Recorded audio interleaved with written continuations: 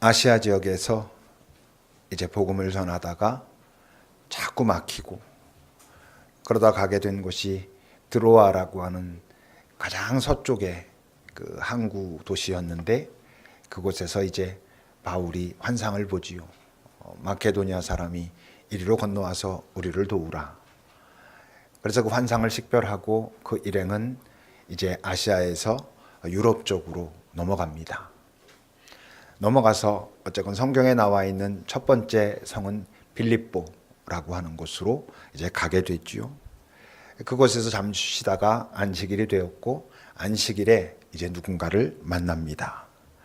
그 위에 13절부터 여러분 보시면 사도행전 16장 13절입니다.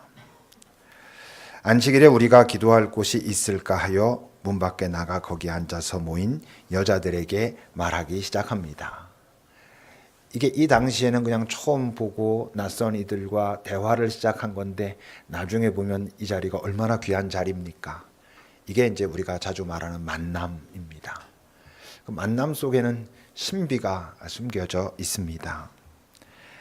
그렇게 만나서 그 중에 특히 두아디라시에 살고 있는 자색 옷감 장사, 하나님을 섬기는 루디아라 하는 여자가 그 바울의 이야기를 듣고 있을 때 하나님께서 그 마음을 여셨다라고 누가는 기록하지만, 다른 각도에서 말하면 이 여인의 믿음이 앞에 나온 표현으로 인하면 뭐냐 하면 구원받을 만한 믿음.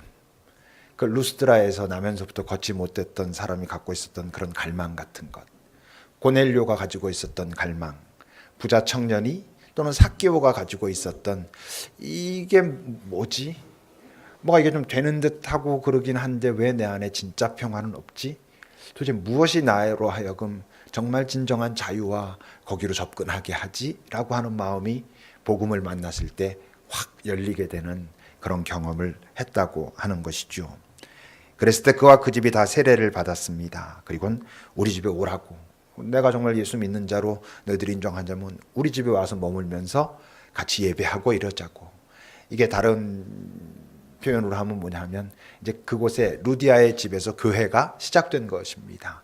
그러니까 말로 이제 가정교회, 뭐 지금처럼 어디를 임대하고 교회를 짓고 이럴 시대가 아니니까 가정교회가 시작이 된 것이죠. 뭔가 이렇게 일이 좀 그 아시아 지역에 있을 때 자꾸 뭐가 막히고 그랬는데 빌립보 쪽으로 오니까 풀리는 것 같지만 어때요? 하나님의 일은 그렇게 계속 순조로울 수는 결코 없습니다. 때로는 하나님이 막으시죠. 왜? 하나님께서 우리에게 아니야, 이렇게 이번엔 같이 가자라고 하시는 어떤 순간들이 있거든요.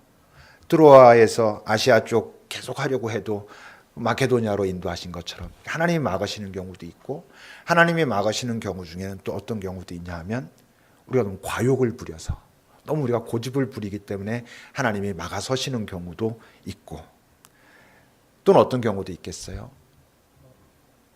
반대 세력들이 우리를 방해하고 막아서는 경우도 있습니다. 16절과 17절을 여러분 보십시오. 이제 기도하는 곳에 또 어느 날 나간 것이죠. 그랬을 때 점치는 귀신이 들린 여종 하나를 만나게 됩니다. 아마 그 귀신 들린 여종이 나름대로 꽤 신기가 있는, 꽤 능력 있는, 효염이 있는 자라고 소문이 났으니까 아마 그 여인을 이렇게 관리하는 사람들이 꽤 있었던 것 같아요. 그래서 그 주인들에게 큰 이익을 주는 사람이었습니다. 근데 바울과 그 일행을 따라오면서 계속 뭐라고 소리를 지르냐 하면 이 사람들은 지극히 높은 하나님의 종이다. 그리고 이들이 지금 구원의 길을 우리에게, 너희에게 전하고 있다. 이렇게 계속 말하는 거였습니다. 언뜻 보면 뭐 귀신 들렸다고는 하지만 뭐 맞는 말이잖아요. 하나님의 종인 것도 맞고, 그 하나님이 지극히 높은 분이다라는 것도 맞고, 그리고 바로 구원의 길을 너희에게 전하고 있다라고 하는 것도 맞아 보이는데, 왜 바울은 괴로워하고, 이 괴로워한다는 것은 막 미치겠네 이런 뜻이라기보단 그게 아니야 이렇게 생각했다는 것입니다.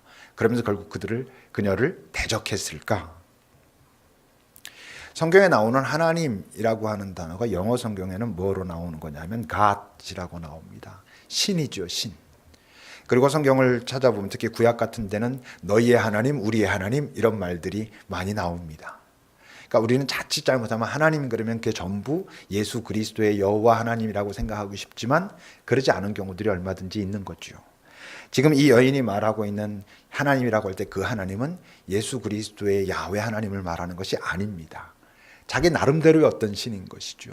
뭐 좁게 말하면 뭐 제우스라든지 이 헬라 지역이니까 그런 어떤 다른 이방신인 것이고, 그러니까 지금 그녀가 말하고 있는 구원 또는 구원의 길이라는 것도 예수 그리스도를 통한 그 구원을 의미하지 않고 자기네들 나름대로의 방식, 이 세상의 방식을 말하고 있는 것입니다. 뭘 보면 그 힌트를 알 수 있을까요? 19절을 보면 여러분, 그 여종의 주인들은 이제 그 전에 바울이 그녀에게 예수 그리스도의 이름으로 네 안에 있는 귀신은 나와라 그래고 나오고 나니까 그야말로 신기가 없어진 거예요. 이제 그 점치는 능력이 사라진 거예요. 그러니까 그들이 그동안 그거 가지고 이익을 봤었는데 그 수익의 소망이 끊어진 거예요. 그리고 바울과 그 일행을 이제 잡아가지고 고발합니다. 왜?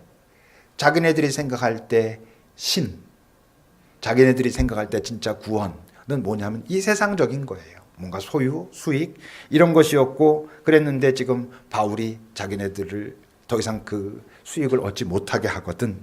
그러니까 그러는 것이죠. 18절을 여러분 보십시오.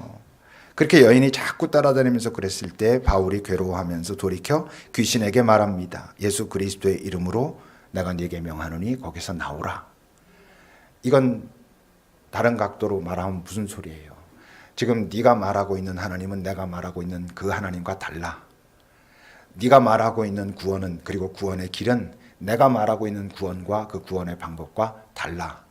내가 지금 전하고 있고 내가 말하고 있는 구원의 길은 바로 예수 그리스도를 통한 그 구원이고, 우리가 전하고 있는 하나님은 그렇기 때문에 바로 예수 그리스도의 하나님, 그 여호와 하나님을 말하고 있는 거야 라고 선포하는 것과 같습니다. 하나님에 대해서 많이 이야기하지만 우리가 정신을 똑바로 차려야 하는 건 그 하나님이 오늘 마치 여인이 말하고 있는 그 하나님인 것처럼 전혀 다른 하나님, 가짜 하나님을 우리도 말하고 있고 교회에서도 말하고 있을 수 있습니다. 우리가 제가 여기서 너무 그런 이야기를 자주 하는 것 같긴 하지만 이 시대의 교회가 이 세상의 지탄을 받는 건 우리가 바른 하나님, 바른 예수를 전하고 그 바른 예수를 따라가는 삶을 말하고 우리가 그렇게 살기 위해서 애쓰고 그렇게 살지 못할 때 고민하고 그래서 벌어지는 현상이 아니지 않습니까? 자기네들의 하나님, 우상을 하나님의 자리에 대체해 놓고 재물을 구원의 방식으로 그것이 잘 사는 것이라 대체해 놓고 하나님을 말한다 하면서도 바로 그 하나님을 실제로 말하고 있고 예수 그리스도의 여호와 하나님의 그 마음과 생각과 뜻을 말하고 있지 않으니까, 살고 있지 못하니까 지금 그런 것이지요. 주 예수라는 말씀 들어보셨습니까? 자주 듣죠. 근데 그 주자에 이렇게 괄호가 쳐져 있는 경우들이 있어요. 주식회사 예수가 되는 것이죠. 그렇게 되면 이 세상 사람들이 우리 기독교를 조롱할 때 전애들이 말하는 주 예수는 바로 이 괄호 쳐진 주자에다가 예수, 그럼 예수라고 하는 주식회사가 됩니다. 그걸 통해서 돈을 벌고 사람들을 현혹하고 이 세상에 자기네들이 권력을 가지려고 하고 힘을 가지려고 하고 이러려고 한다라고 조롱하죠. 왜? 우리가 말하는 그 주 예수가 그런 주식회사 예수 아님에도 불구하고 이 땅의 교회가 그럴 수 있고 예수 믿는다고 하는 사람들도 실제로 괄호쳐진 주 예수를 추종하고 있을 수도, 자기는 아니라고 생각하겠지만 그럴 수 있으니까 그런 거죠. 근데 이제 그때도 그렇고요, 지금도 그렇고요, 가짜 중에서도 이제 진짜 가짜들, 오리지널 가짜들의 특징은 진짜를 만나게 됐을 때 고민하고 의심하는 게 아니라 공격한다는 것입니다. 이 땅에 많은 정말 나름대로 체계가 잘 갖추어진 가짜들은 진짜를 만나면요 그냥 두지 않습니다. 더 강한 방식으로 저항하고 공격하지요. 오늘 본문 22절부터 여러분 보십시오. 이제 그런 일이 벌어졌을 때 예수 그리스도의 이름으로 그 귀신아 나가라 그래가지고 그 여인에게 있던 어떤 신기가 사라졌습니다. 그러면 고민해야 되는데 이게 도대체 뭐지? 저들이 말하고 있는 예수라고 하는 그 분이 누구지? 그 능력은 도대체 어디로부터 오는 건지를 고민해야 되는데 고민하지 않습니다. 왜? 자기네들이 하고 싶은 것이 지금 막혔다는 그 사실 때문에, 원하는 것을 하지 못하게 됐다는 이유 때문에 공격합니다.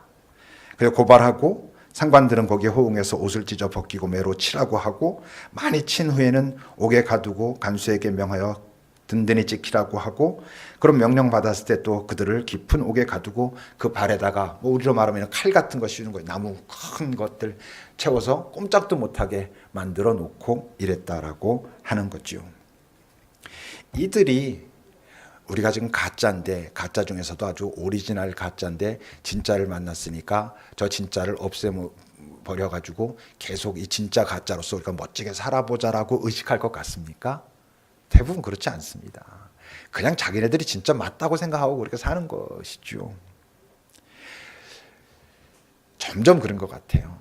이 땅을 살면서 우리가 꼭 가져야 될 지혜가 있다면 엄청 많은 것을 알고 뭐 정말로 만물 박사가 되는 게 아니고, 이 땅에서 꼭 우리가 기억해야 될 지혜는 내가 틀릴 수도 있다 라고 하는 생각인 것 같아요. 또 이거 내가 틀림없이 맞는 게 맞아도 저것도 틀리지 않을 수 있다, 저것도 맞을 수 있다 라고 하는 우리가 의식을 갖고 사는 게 이 땅을 살아가는 참된 지혜가 아닐까 싶습니다. 그건 뭐 대충 그냥 좋은 게 좋은 거지라는 의미에서가 당연히 아니고, 내 연약함, 나라고 하는 존재가 경험하고 알고 그 알고 경험한 것으로 나름 좀 조합해가지고 좀 더 넓혀진 그 지혜 가지고는 이 세상에 벌어지고 있는 그 많은 것들을 내가 다 알 수 없다. 하나님을 하나님이라고 내가 말한다면 온 우주 만물을 창조하시고 구원의 주도자이시며 영원한 생명의 소유자이시라고 우리가 말한다면 그분을 다 알 수 없다. 그분이 이 땅에서 행하시고 있는 그 많은 것들을 내가 다 안다고 말할 수 없다. 이게 하나님을 아마 가장 잘 아는 것이 아닌가 싶어요. 그러니까 역설적으로 난 하나님을 알수록 모르겠어 이런 말을 할 수 있는 건 정말 그분께로 가까이 가면 알 수 없는 게 너무나 많거든요. 그 알 수 없는 게 하나님으로부터 멀어지는 게 아니라 그분 앞에 두려워하게 되는 것이죠. 그걸 경외심이라고 하잖아요. 경외심은 내가 생각하는 것으로는 다 알 수 없는, 도달할 수 없는 큰 어떤 것 앞에서 우리가 갖게 되는 감정이잖아요. 그 경외심, 그런데 연약함의 인정, 나를 의심하는 것, 이게 이 땅에 참 소중한 지혜인 것 같아요. 근데 대부분 그러지 않죠. 근데 어쩌면 저들보다도, 지금 이러고 있는 사람들보다도 헌뜻 더 이해하기 힘든 사람들이 있는데, 이제 그렇게 죽도록 터지고 그러고 나서 이들의 태도입니다. 25절을 보면 여러분, 한밤중에 바울과 실라가 지금 어떤 상태예요? 채찍에 맞았습니다. 그 채찍이 어떤 채찍이라고? 그냥 이런 쑥 줄로 된 것도 아니라고요. 거기에는 이런 갈고리 같은 것들이 나와 있어서 휙 감으면 쭉 잡아당기면 어떻게 된다고, 살점들이 툭툭툭 떨어져 나가는 그런 채찍에 맞고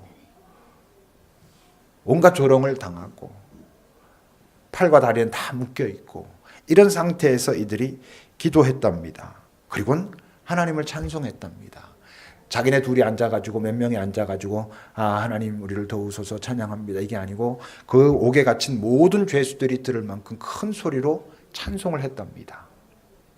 언뜻 보면 허세처럼 보일 수도 있는, 도대체 이들은 왜 어떻게 이럴 수 있을까? 이들 정도의 사람들이라면 자기네들이 정말 하나님의 일에 헌신돼가지고 그 일을 감당하다가 고난이 다가왔을 때 그 고난을 수용할 수는 있을 것 같아요. 또 고난을 수용하면서 기도도 하는 게 맞는 것 같아요. 기도하겠죠, 당연히. 그게 당연하죠, 이들의 상황이라면. 도대체 이 찬송은 좀 뭘까? 이제 그런 고민이 되지요. 우리로 말하면 우리가 조금 어려움과 고난이 왔을 때 우리가 하나님을 찬송한다는 게 그게 참 어려운 일 아닙니까? 근데 이들은 어떻게 이것이 가능했을까? 물론 그 힌트는 거기 기도했다는 데 있을 거예요. 그죠?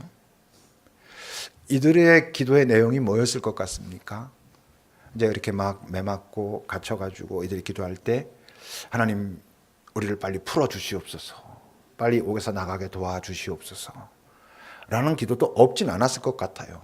이들이 그렇게 기도하면서 하나님 우리를 이곳으로 보내실 때 아직도 우리가 감당해야 될 일이 있지 않겠습니까? 그 일을 우리가 잘 감당할 수 있도록 이 자리에서 나가게 하옵소서라는 기도도 있었겠지만 그저 이 자리에서 나가게 해달라는 기도가 전부고 그렇게 기도했기 때문에 이루어 주실 것으로 믿고 감사하며 찬양한다. 우리 이제 이런 말들 많이 하는데, 그래서 그렇게 풀려날 수 있도록 해 주십시오라고 기도하고 그렇게 해 주실 것으로 믿고 찬송하는 그것이 이게 전부였을까? 그러진 않았을 것입니다. 그게 결코 핵심은 아니었을 것입니다. 여러분 빌립보서 1장 20절과 21절을 보세요. 이 옥에 갇혀서 지금 빌립보 교회, 지금 이거 빌립보 지역에서 오늘 벌어진 일이죠.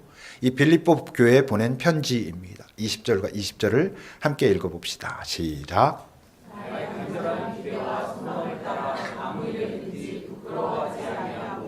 지금도 전과 같이 온전히 담대하여 살든지 죽든지 영원에서 그리스도가 존귀하게 되게 하려 하나니 이는 내게 사는 것이 그리스도니 죽는 것도 유익합니다. 그 다음엔 여러분들 우리가 빌립보서 읽을 때 나왔던 것처럼 사실은 내가 참 이 땅의 삶이 만만치 않고 하나님께서 허락만 하신다면 이 땅의 삶은 마무리했으면 좋겠다 이렇게 말하고 있어요. 그건 뭐 죽는 게 더 좋았고 이런 의미는 물론 아니죠.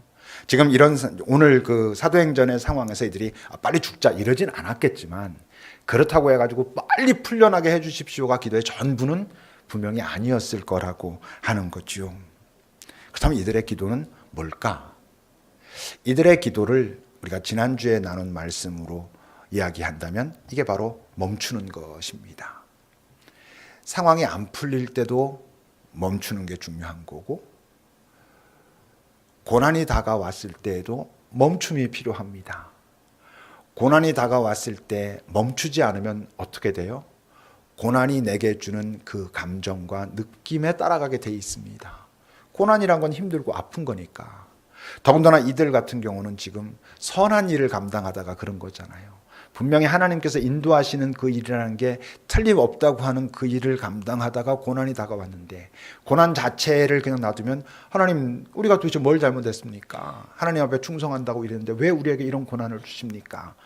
이게 그냥 마음의 고난도 아니잖아요. 실제적으로 육체가 아픈 그 아픔은 때로 마음이 아픈 것보다 더 첫 느낌이잖아요. 이게 뭐 내 등이 다 뜯어져 나가고 이러는 건데 그런 상황에서 멈추지 않으면 그러면 그 벌어지고 있는 상황을 전혀 이해할 수, 해석할 수 없게 되는 것이죠.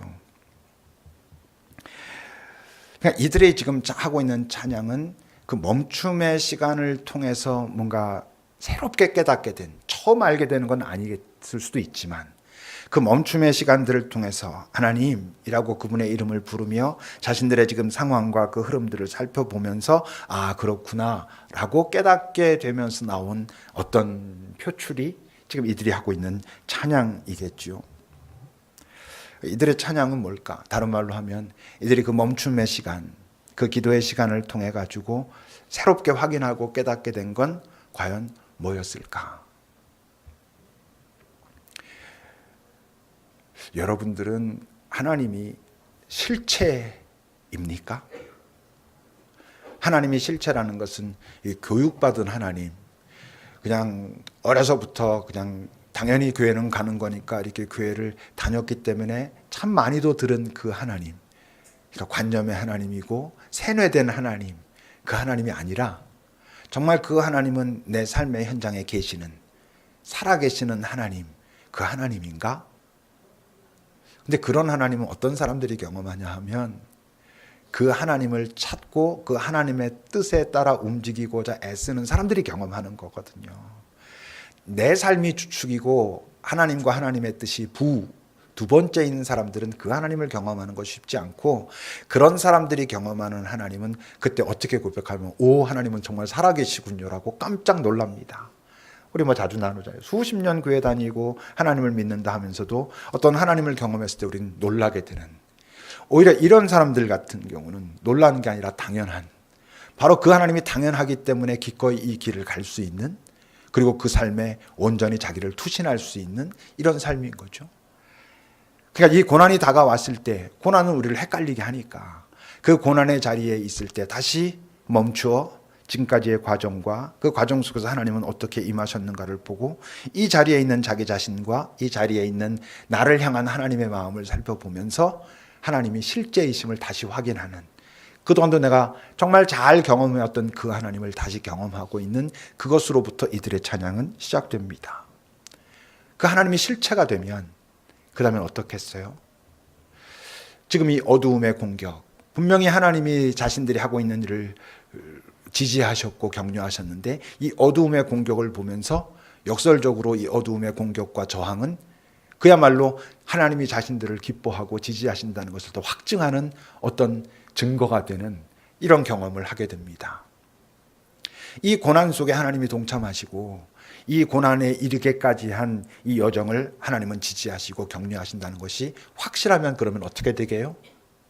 그렇다면 내가 당하고 있는 이 고난을 통해서 하나님이 뭔가 일하시겠구나. 이 고난이 끝이라고 말씀하시진 않겠구나. 이 고난 속에서, 이 고난을 통해서 여기서 내가 죽을지 살지는 잘 모르지만 어쨌건 내가 이 여정을 오면서 지금 이 자리에 있는 이것으로 끝이라고 하시진 않겠구나가 명확해지는, 그래서 그분이 하실 일을 기대하게 되는, 그러니까 그것이 바로 이들의 찬양인 것이죠.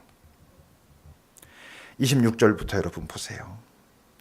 그렇게 찬송했을 때 죄수들이 듣고 있었습니다. 이때 갑자기 제가 자주 말하는 것처럼 하나님의 유머, 하나님만 하실 수 있는 이 모든 것들을 당신의 뜻대로 하실 수 있는, 자주 하시진 않지만 아주 특별한 순간 당신이 정말 사랑하는 사람의 무언가를 꼭 말씀하시고 싶을 때 행하시는 당신의 표적, 그런 거죠. 그때 갑자기 큰 지진이 납니다. 옥토가 움직이고 문이 다 열리면서 모든 사람의 매인 것이 다 벗어집니다. 만약 이들의 기도가 우리를 이 자리에서 풀려나게 하옵소서가 전부였다면 이렇게 벗어졌을 때 어떻게 해야 돼요? 할렐루야! 역시 하나님은 우리의 기도를 들으시는 분, 믿고 기도하면 다 들어주시는 분 하면서 털고 나갔어야 되잖아요. 근데 이들은 그러지 않아요. 간수가 자다가 깨어서 옥문들이 열린 것을 보고 죄수들이 다 도망한 줄 알고 칼 빼서 자결하려 할 때 바울이 소리 질러서 말합니다. 네 몸을 상하게 하지 말라. 우리가 다 여기 있다.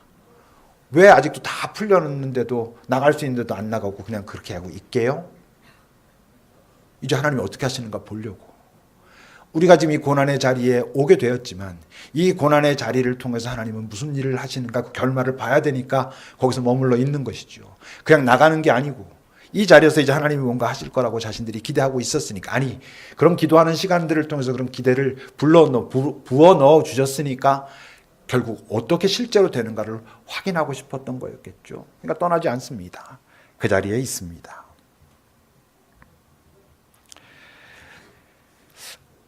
그런데 또 어떻게 따져보면 하나님이 실체라는 것도 그렇고 어떤 어두움이 공격하고 저항했을 때 이건 오히려 하나님이 지금 내 삶을 지지하고 격려하신다는 증거구나라고 깨달을 수 있고, 그리고 그렇다면 지금 내가 이 어려운 상황 속에 있지만 이 어려운 상황을 통해서도 하나님 뭔가 일하실 수 있을 것이다 라고 그렇게 생각할 수 있게 만드는 더 본질적인 이유가 있는 것이죠.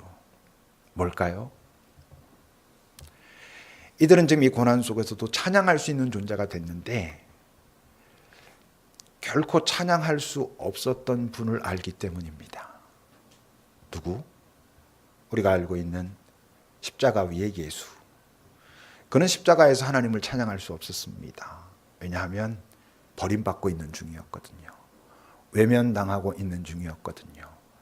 십자가 위에서 하셨던 7개의 말씀을 아무리 찾아봐도 오 하나님을 찬양합니다라는 말씀은 없고, 오히려 저 반대쪽에서 왜 나를 버리십니까? 라고 마치 저항하는 듯한, 탄식하고 절규하는 듯한 소리만 있지요.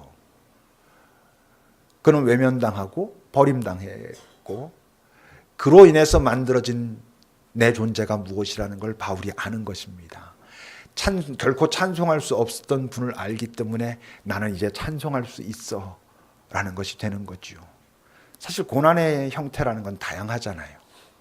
바울이 당하고 있는 고난을 우리도 당할 수 있다면, 우리가 그럴 자리까지 갈 수 있다면 이 고난을 뭐 쉽게 이겨낼 수는 없어도 꽤 이겨낼 수 있을 것 같아요. 그럴 것 같지 않습니까?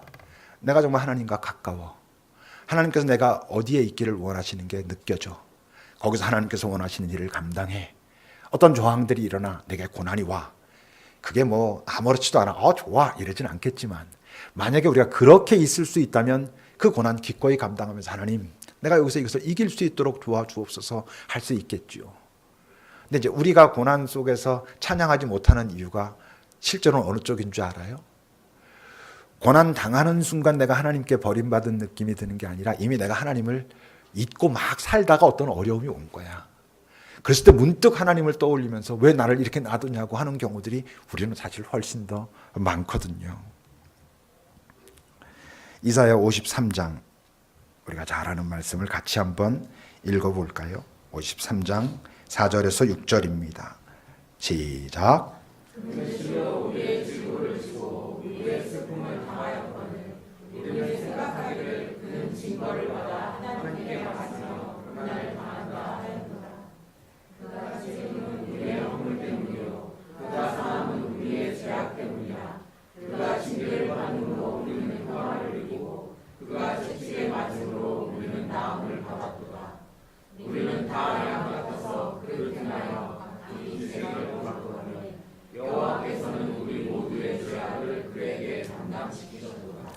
너무 잘 알고 있는 말씀이죠. 그러니까 십자가에서 그는 버림받았던 예정론을 얘기할 때 극단적인 예정론은 하나님께서 구원할 사람과 구원하지 않을 사람을 이렇게 딱 나눠놨다. 그 예정론은 거의 폐기되었습니다. 하나님이 이미 구원할 사람, 구원하지 사람 딱 정해놔가지고 이렇다라는 건 거의 폐기되었고요. 요즘에 그래도 이렇게 하는 얘기는 오직 한 명 구원받지 못하기로 예정된 한 인간, 예수. 이런 얘기가 훨씬 설득력이 있죠. 하나님이 뭐 미리 처음서부터 자 여기도 지금 너희들 예배는 드리지만 너는 구원받지 못하게 이미 예정됐으니까 넌 소용없는 짓 하는 거야. 그 하나님은 뭐 그냥 그 하나님이 이 온 우주 만물의 주인이라면 버림받아도 할 수 없는 거죠. 뭐 하나님은 그렇지 않습니다. 그래서 우리는 모두에게 그 하나님에 대해서 잘 말할 수 있고 기꺼이 그럴 수 있고 이런 것이죠.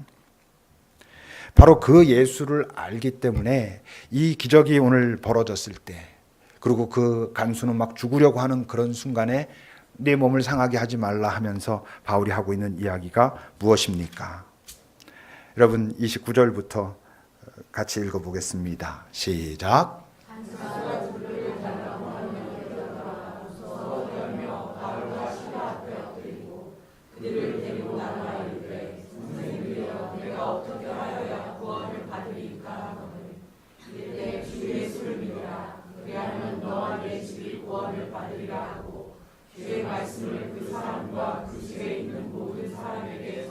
왜 이 자리에서 주 예수를 믿으라고 말할까요?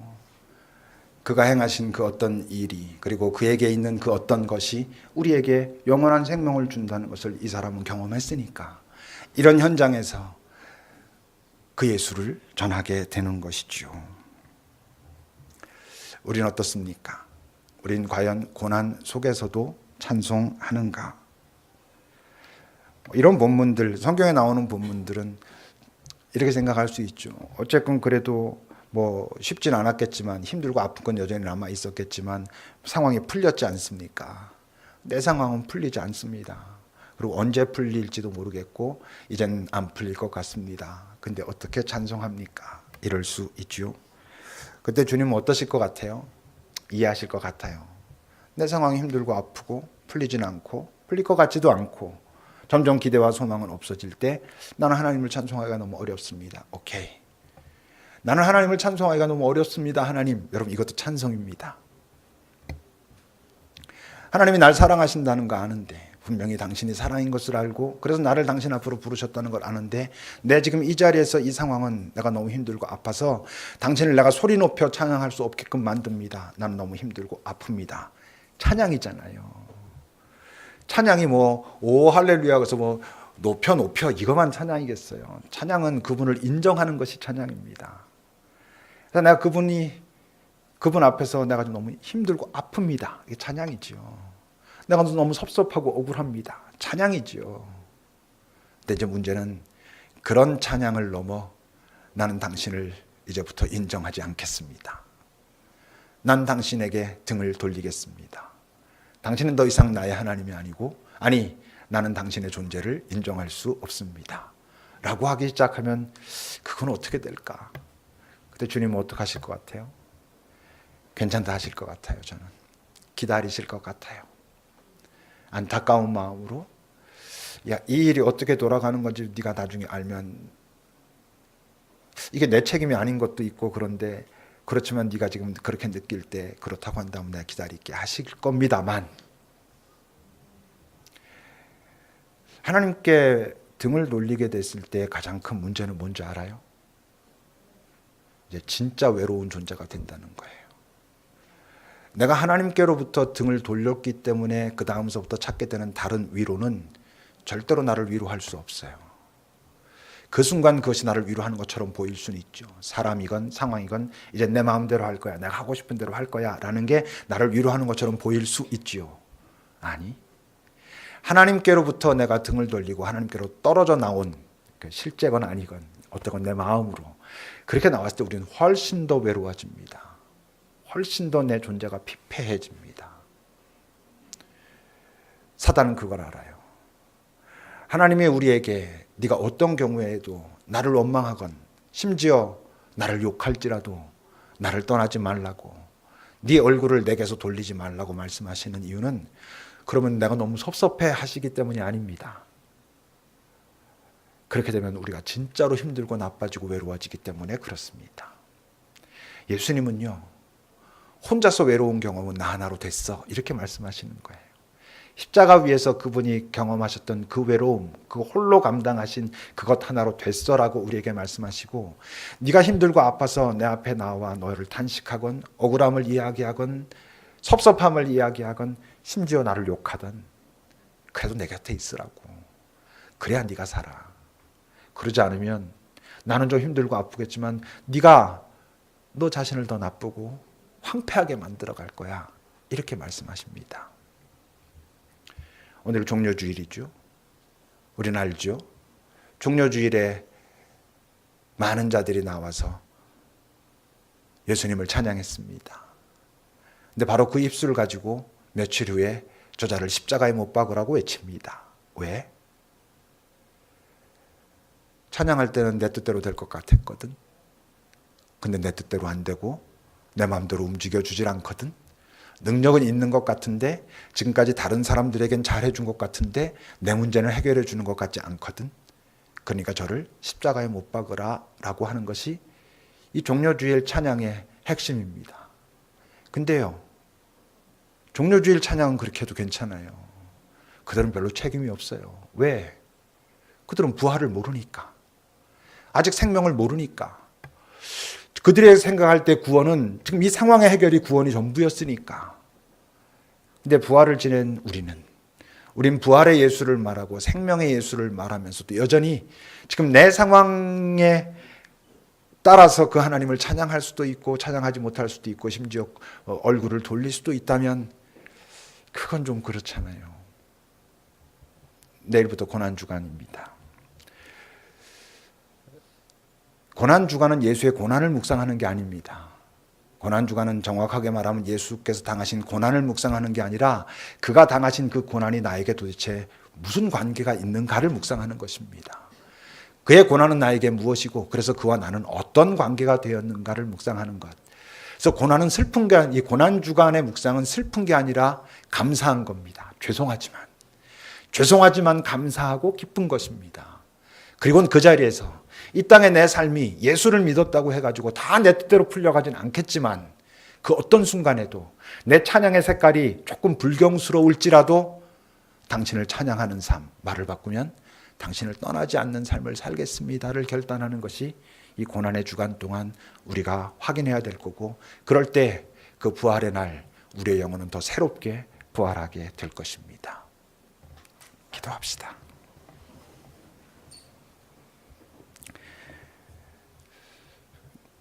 나는 어떤 때 찬송하는가? 나는 그분 앞에서 고난 중에도 찬송하는가? 나의 찬송을 그분은 어떻게 들으실까? 혹시 부활과 생명을 알지 못했던 그 종려주일의 찬송 같은 그 찬송 정도에 나는 머무르고 있지는 않은가? 우리가 한번 이 종려주일에 고민해 봐야 하는 것이죠. 잠시 기도합시다.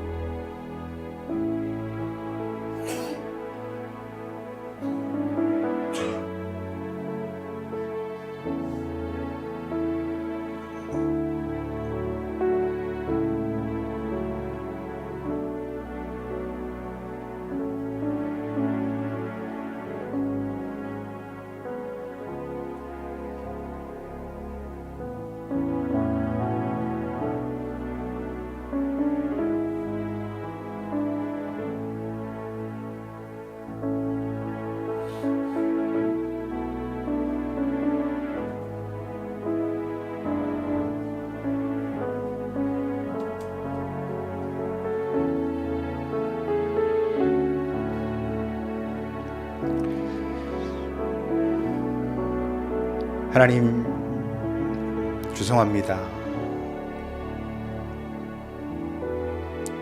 우리들이 참 못되고 여전히 이기적입니다. 내 존재의 본질을 해결하셨다라고 그렇게 입술을 벌려 찬양하면서도 막상 내 삶에 어떤 문제가 다가오면 우리의 입술은 금방 닫혀버립니다. 어쩌면 우리 급입교회 같은 데가 우리 내면을 성찰하고 내 감정을 살피자고 이렇게 말하다가 실제로는 하나님이란 전혀 관심도 없이 내 문제에만 깊이 빠지게 될 수도 있다는 것을 우리가 경계할 수 있게 하옵소서. 항상 내 감정이 전부인 것처럼 그 감정이 주님과 나누어질 때 그 감정의 실체를 볼 수 있다는 것은 외면하고 그저 나 이런 교회가 될 수도 있다라고 하는 그런 두려움을 우리가 잊지 않게 하옵소서. 부활의 예수 이전에 십자가의 예수가 있었다는 걸, 홀로 그 외로움 가운데 외면당하고 버림당한 분이 있다는 걸, 그래서 우리가 이 땅이 여전히 고난은 남아있으나 그 고난을 가지고서도 찬송할 수 있는 존재가 되었다는 걸 우리가 깨닫게 하옵소서. 이제 시작되는 이 고난의 주간, 예수께서 당하신 그 고난이 내게 무엇인가를 잘 살펴볼 수 있도록, 그래서 주님과 내가 정말 이런 관계구나 라고 고백할 수 있도록, 그래서 찬양할 수 있도록 우리를 인도하여 주소서. 예수님의 이름으로 기도합니다. 아멘.